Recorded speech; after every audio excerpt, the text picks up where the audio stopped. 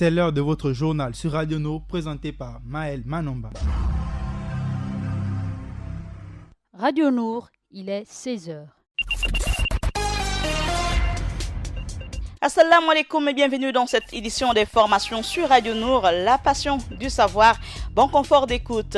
L'Université Omar Bongo abrite du 20 au 30 mai prochain les deuxièmes Jeux universitaires. On parlera aussi dans cette édition d'information de la deuxième journée de formation initiée par l'ambassade des États-Unis au Gabon à l'attention des journalistes gabonais. Suite à la coupure d'électricité survenue le samedi 18 mai, la SEG communique. Du Kevazingo Gate, l'affaire continue dans cette édition d'information. On parle du directeur général des douanes déféré à la maison d'arrêt de Libreville. Notre rédaction vous propose le chiffre 43 et la page musulmane, comme chaque jour, vous sera présentée par Adiza Adamou et Sono. Radio Nour, il est 16h. L'Université Omar Bongo abrite depuis le 20 et ce jusqu'au 30 mai les deuxièmes Jeux universitaires. Plusieurs activités sont au rendez-vous et les étudiants de 21 établissements privés et publics sont présents. Initié par l'agence DK Communication en partenariat avec la mutuelle étudiante de l'UOB, ces Jeux sont des retours après une dizaine d'années de léthargie. Le recteur de l'UOB a salué l'importance et la singularité de cet événement qui tient à faire qu'il s'agit des Jeux nationaux spécifiquement universitaires. La formation initiée par l'ambassade des États-Unis au Gabon à l'attention des journalistes se poursuit du côté du Centre American Corner et nous avons fait irruption en salle. La formatrice Elisabeth Brown nous fait le point de la deuxième journée. Vous êtes juste au fin, ils sont près de 1000. Tout le monde a fini? Ok. Donc, tout le monde est d'accord, papier magazine. Et c'est un petit peu comme celui-là de Kenya, n'est-ce pas? Ça commence avec ce témoignage de cette personne. Il y a beaucoup de différentes façons d'écrire un papier et c'est vraiment selon votre mode. Pour chaque médium, c'est très important d'écrire pour le médium. Donc, si c'est la presse écrite, par exemple, c'est vraiment les paroles, les mots qui vont séduire votre audience. Donc, on doit vraiment sélectionner ces sortes d'images qui vraiment met votre sujet vivant, etc. Il y a aussi une différente structure, ça veut dire que on a un lancement, soit de news, ça veut dire quelque chose s'est passé aujourd'hui, quelqu'un a tué quelqu'un, ou bien magazine, où c'est peut-être une analyse, ou bien c'est quelque chose qui s'est passé, pas aujourd'hui, mais dans le passé récent. Et à ce moment, on fait quelque chose de plus soft. On commence avec le profil de quelqu'un, et puis après quelques paragraphes, on est vraiment lancé. Donc, c'est la structure d'écriture. Et aussi quels sont vos moyens de communication.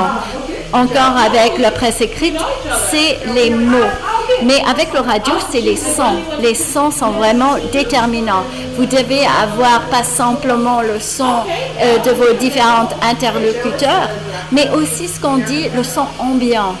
D'être mis dans le bain. Si on est dans une ville, on doit entendre le klaxon des camions, etc. Dans des endroits ruraux, si on parle de l'environnement, on entend le son des oiseaux, par exemple. Si on parle de la pêche, on doit avoir le son de l'eau, des pêcheurs, etc. Donc, cette son ambiante, c'est super important. Ça, c'est la chose qui fait vivre votre papier. Et bien sûr, pour la télévision, c'est les images. Les images, si on n'a pas des images fortes qui parlent de vos sujets, vous êtes un peu cuit, vous ne pouvez rien faire. Donc, on va décrire tout ça et décortiquer ces différentes façons d'écrire et comment on peut aussi, à la fin, utiliser le même sujet pour refaire un papier radio, un papier télévision et papier presse écrite. Mais dans mes autres expériences ailleurs en Afrique et ailleurs aussi, je trouve qu'on met un petit peu de son ambiant au début et à la fin, mais c'est pas parmi tout le papier de A à Z. Chaque fois que vous changez d'endroit, vous avez introduit un différent son. Si vous êtes dans un bureau, peut-être le clac de quelqu'un qui fait son ordinateur ou le son de quelqu'un sur le téléphone. Si vous êtes sur la rue, klaxon, etc. On doit vraiment, notre auditeur doit nous suivre dans notre histoire avec les sons. À l'instant, Elizabeth Brown, journaliste américaine, correspondante France-Union européenne de la Voix de l'Amérique depuis 2000. Parmi ses étudiants présents à cette formation, Theta de Record FM qui nous livre ses sentiments. D'abord, je me présente, Dedan Yongui, voilà, journaliste. Je tiens un programme culturel sur Radio Record FM et je suis très ravi de participer à cette formation organisée par l'ambassade des États-Unis au Gabon, précisément ici à American Corner, le centre culturel américain de Libreville. Nous sommes à la deuxième journée. Et donc aujourd'hui la formatrice, Madame Bryant Elizabeth, met l'accent aujourd'hui donc sur l'écriture journalistique. Voilà, donc on apprend beaucoup et j'admire beaucoup la méthode donc de la formatrice parce qu'elle a cet esprit-là d'échange, elle donne la parole donc aux participants. Qu'est-ce que vous savez aujourd'hui que vous ne savez pas hier? Bon, par exemple, la différence qu'il y a entre la news et ensuite le mag, voilà, ça je l'ai appris aujourd'hui. J'ai compris que le mag, voilà, vous donne une analyse plus approfondie, voilà, sur l'information par rapport à la news. Ça, je n'avais pas cette connaissance-là bien avant, voilà. Il faut rappeler que la formation qui se poursuit jusqu'au 25 mai prochain sera sanctionnée par des diplômes de participation.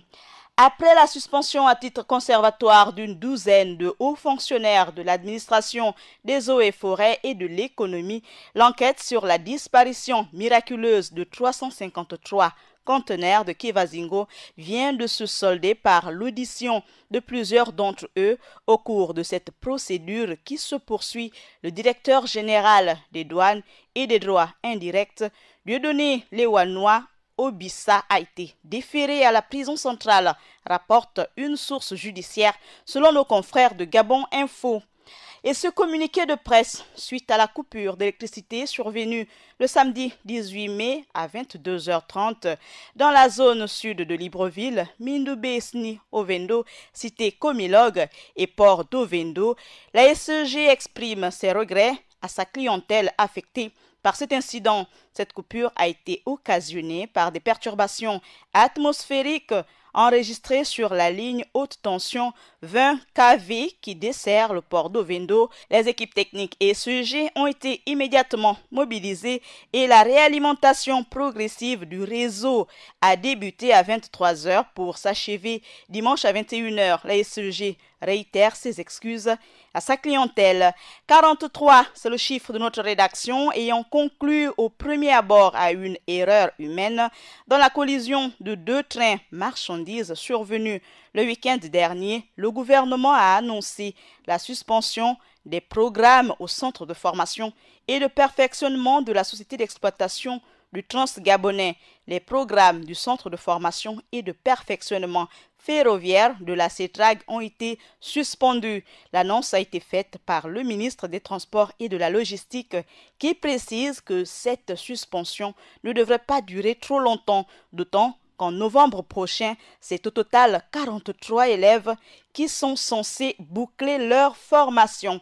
Ouvrons à présent avec Adiza Adamou et Sono la page musulmane. Walaikum salam Maël. Dans la page musulmane du jour, on parle des actes d'adoration durant Ramadan. On évoque aussi le mois béni de Ramadan qui se veut être un mois écologique. Et enfin, on parle du footballeur Mesut Özil qui rend le jeûne de Ramadan aux côtés du président turc. On ouvre la page musulmane du jour avec les actes d'adoration durant Ramadan. Écoutons. L'adoration regroupe tout ce qu'Allah aime. L'homme a été créé dans le but d'adorer Allah, Seigneur de l'univers. Dans le cadre du mois béni de Ramadan, l'adorateur doit redoubler encore plus d'efforts dans sa façon de pratiquer la religion. Concernant maintenant les mois bénis de Ramadan, quelles sont les adorations particulières que nous pouvons poser dans ces mois bénis de Ramadan? Précisément, ici, si nous allons lancer un appel aux musulmans concernant les mois bénis de Ramadan, quelles sont les adorations que nous pouvons nous attacher au plus? C'est la lecture du Coran al-Karim. Car l'homme qui est musulman, il doit s'attacher avec le Coran en dehors des mois de Ramadan et dans les mois de Ramadan encore plus fort. Parce que la relation qui est entre l'homme et le Coran, c'est comme la relation entre le corps et l'esprit.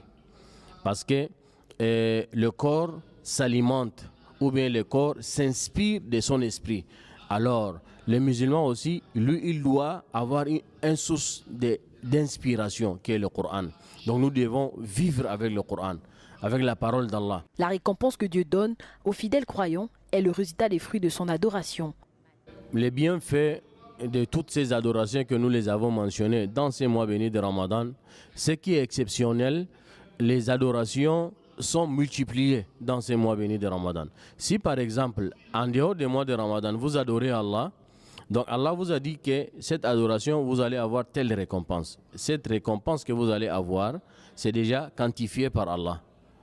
Même si nous, on ne connaît pas les nombres, Allah, auprès de lui là-bas, il connaît déjà la quantification de telle ou telle adoration que vous l'avez posée. Mais dans ces mois, précisément, malgré les récompenses sont quantifiées auprès de lui, mais dans ces mois, il vous donne encore la grâce pour multiplier encore une fois de plus la quantification de toutes ces récompenses-là. Le tout n'est pas d'adorer Dieu dans une période précise pour obtenir des bénédictions. Sinon, cela ne servirait à rien. Mais l'adoration doit être le quotidien du croyant. Ce reportage est signé Audrey Minkwe pour la rédaction de Nour TV. Ramadan, c'est aussi un mois plus écologique. Le mois de Ramadan, le plus pieux des mois de l'année islamique, a débuté le 6 mai dernier. Cette année, durant cette période, beaucoup de musulmans vont aborder une nouvelle question, leur impact sur la planète. Il s'agit d'un sujet particulièrement important à mesure que nous apprenons davantage sur les effets du changement climatique, la raréfaction des ressources et surtout l'accès de plus en plus limité à l'eau douce à travers le monde. Un élément de plus en plus préoccupant pour bien des communautés et des pays musulmans. Le jeûne est l'aspect le plus connu du Ramadan. Cette période est aussi l'occasion de se montrer plus attentif aux principes universels de miséricorde, de compassion et de respect pour la planète que nous enseigne notre foi. Et on clôture l'actualité musulmane avec le footballeur Mesut Özil qui a rompu le jeûne de ce lundi avec le président turc. Particulièrement pratiquant et très attaché à son pays d'origine, Mesut Özil, l'ex-international allemand et champion du monde en 2014, a rompu le jeûne lundi dernier avec le président turc Recep Tayyip Erdogan. La star allemande était également accompagnée de son épouse et autres membres de sa famille. Voici donc les informations dans le monde musulman. Sur ce, je vous dis assalamu alaikum. Merci Adiza pour ces informations au monde musulman. Merci à Paturel Minsa pour avoir assuré la coordination et la mise en œuvre de cette édition d'information. Comme chaque jour à la présentation, Maël Manomba de Mouabi. Bon confort d'écoute, mais surtout bon jeûne du mois de Ramadan. Radio Nour, il est 16h.